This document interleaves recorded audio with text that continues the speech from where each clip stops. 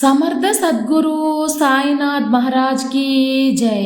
సాయి భక్తులందరికీ నమస్కారం అండి. అందరూ ఎలా ఉన్నారు ఫ్రెండ్స్? మన సాయినాథం దయ వల్ల అందరూ సంతోషంగా ఉంటారు అని మనస్ఫూర్తిగా కోరుకుంటూ ఈ వీడియో స్టార్ట్ చేయబోతున్నానండి. ఇక ఈరోజు వీడియోలో మనం చూడబోయేది ఏంటంటే, ఈ శుక్రవారం రోజున ఈ కామధేనువుని తాకు తల్లి, నీకు కలగబోయే అదృష్టం ఏంటి అని చెప్పి తెలుసుకో తల్లి అని చెప్పి బాబాగారు మనకు ఒక మంచి సందేశాన్ని తీసుకొచ్చారండి. అందరూ తాకారు కదండి, కామధేనువుని తాకండి. బేసిక్గా మనందరికీ తెలిసిన ఒక విషయం ఏంటంటే ఆవు పాలండి. ఆవు పాలు ఎంత ఆరోగ్యానికి మేలు చేస్తుందో అలాగే ఆవు నెయ్యి కూడా అంత ఆరోగ్యానికి మంచి చేస్తుందండి. ఆవును తాకిన, ఆవును పూజించిన, ఆవు గురించి కొన్ని విషయాలు అనేవి మనం తెలుసుకోవాల్సి ఉంటుందండి. ఎందువల్లంటే మనకు నిత్య జీవితంలో కంటికి కనిపించే ఒక లక్ష్మీ స్వరూపం అని కూడా, గోమాత అని కూడా చెప్పుకోవచ్చు అన్నమాట. ఈ గోమాతను పూజించినట్లయితే ఎన్నో ప్రయోజనాలు ఉంటాయండి.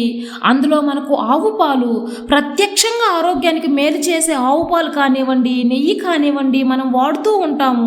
అలాగే బాబా గారు ఈరోజు ఏం చెప్పబోతున్నారంటే, ఈ శుక్రవారం రోజున నీకు ఎలాంటి ఆర్థిక ఇబ్బంది ఉన్నా, ఎలాంటి డబ్బు సమస్యలు ఉన్నా వాటన్నిటినీ తొలగించుకోవడానికి ఈ శుక్రవారం రోజు ఆ ఆవుకి ఏదో ఒక ఆహారం అనేది పెట్టమని చెప్పి బాబా గారు మనకు తెలియజేస్తున్నారండి.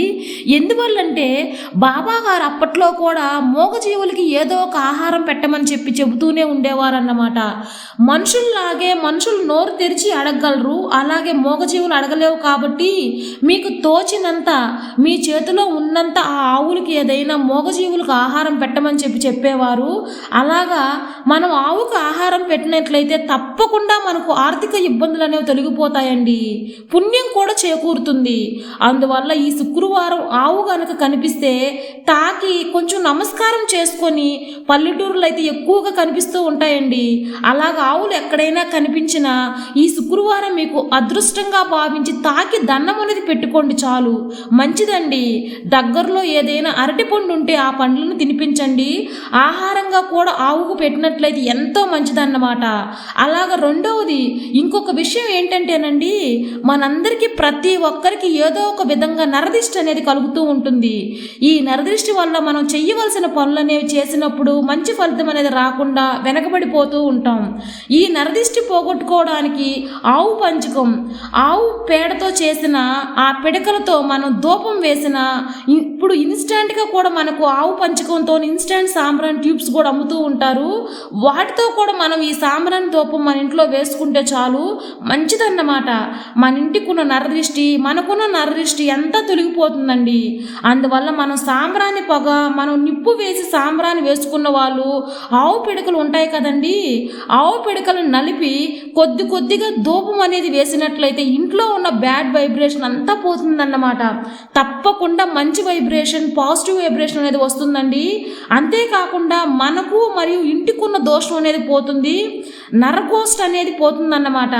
అలాగే మనకున్న ఏదైనా కర్మదోషాలు, వాటి వల్ల కూడా అనేక ఇబ్బందులు, ఆరోగ్య సమస్యలు ఇవన్నీ వస్తూ ఉంటాయి.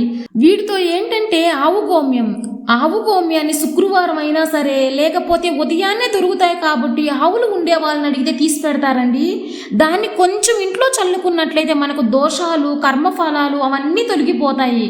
ఎవరైతే మాకు దోషం ఉంది, ఏం చేసినా మాకు కలిసి రావడం లేదు అని అనుకుంటారో, ఆవు గోమ్యంతో కొంచెం పైన చల్లుకున్నట్లయితే ఆ దోషం అనేది క్రమేణా తొలగిపోవడానికి ఆస్కారం ఉంటుందన్నమాట.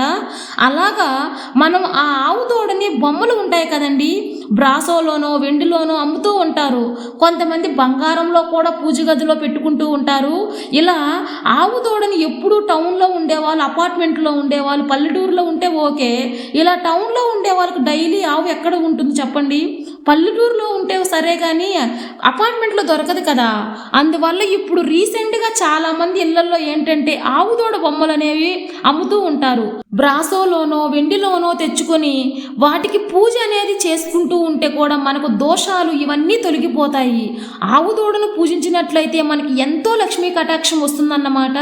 అంటే మనకి కంటికి కనిపించే లక్ష్మీ స్వరూపం మనం ఆవుగా, అంటే గోమాతగా మనం పూజించుకుంటూ ఉంటాం. కాబట్టి ఆవు కనిపించిన, ఆవుకి ఉన్న గోమ్యంతో కానీ ఇలా ఈ విధంగా నేను చెప్పినట్లు చేసినట్లయితే మనకున్న నరదృష్టి అవన్నీ పోతాయి. తప్పకుండా మంచి ఫలితం అనేది ఉంటుంది. మనకి మంచి ఎదుగుదల అనేది కనిపిస్తుంటుందన్నమాట. కాబట్టి ఈరోజు బాబాగారి సందేశంలో మనం చూసింది ఇదేనండి.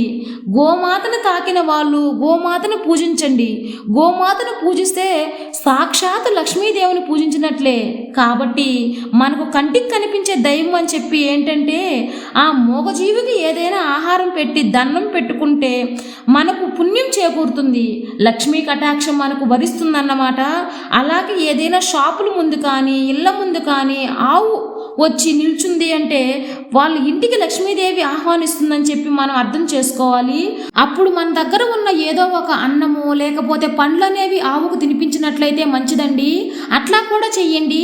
ఎవరైనా సరే ఉదయాన్నే అంగడి ముందుకు కానీ ఇంటి ముందుకు కానీ వచ్చింది అని చెప్పి తరిమేస్తూ పేడేస్తుంది అని చెప్పి తరిమేస్తూ ఉంటాం కదా, అలా ఏమీ తరమకుండా కాస్తంత ఆహారం అనేది మనం పెడితే లక్ష్మీదేవిని స్వాగతించినట్లే లెక్కండి.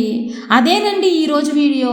ఈ శుక్రవారం రోజున గోమాత గురించి మంచి సందేశం తెలియజేశాను. నచ్చితే లైక్ చేయండి, మరికొందరు సాయిభక్తులు షేర్ చేయండి. కొత్తగా చూసేవో సబ్స్క్రైబ్ చేసుకోండి, బెల్ ఐకాన్ యాక్టివేట్ చేయండి. నేను ఎప్పుడు కొత్త వీడియో పెట్టినా మీ వరకు వచ్చేస్తుంది. మరొక మంచి వీడియోతో మళ్ళీ కలుద్దాం. అంతవరకు సెలవు. సర్వే జన సుఖినో భవంతు. జై సాయిరామ్.